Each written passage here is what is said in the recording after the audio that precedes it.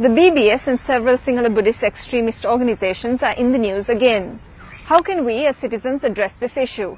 Find out on News Matters.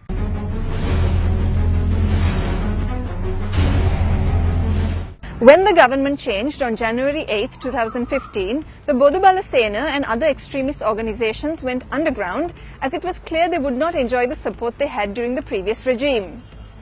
The current government was elected to power on the promise of bringing reconciliation to the country torn by war and divisive politics the past decades. Having gone underground in the immediate aftermath of the January 8th election, the Bodubala Sena and its affiliates, the Ravana Balakaya, Sihala Ravaya and Mahason Balakaya, have re-emerged instigating violence once more. They are quite vociferous on social media and have organized demonstrations in several parts of the country. These demonstrations cannot be considered peaceful by any means. They are often characterized by anti-Muslim and anti-minority slogans inciting violence. Several Muslim establishments and places of worship were attacked in the past week, and the BBS even clashed with the police who were trying to maintain order in Kurunegala.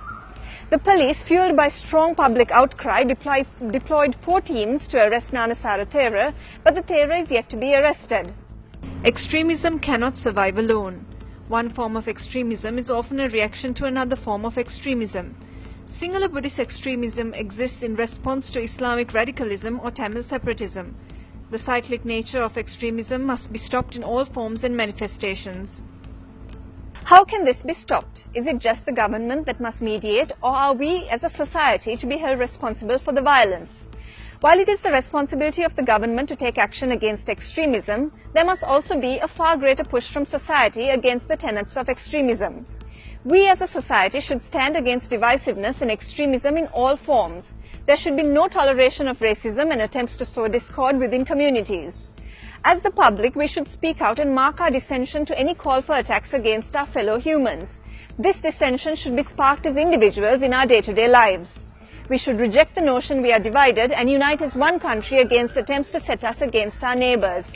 It is important to understand that there is a silent majority in our country that wields a lot of power.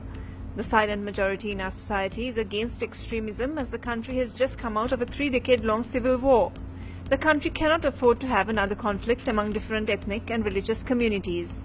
Time is high for the silent majority not to be silent anymore and to raise its voice against extremism. This will play an important role in ending extremism decisively in the society we live in. Join us for another segment of News Matters on Tuesday. I am Royal Raymond.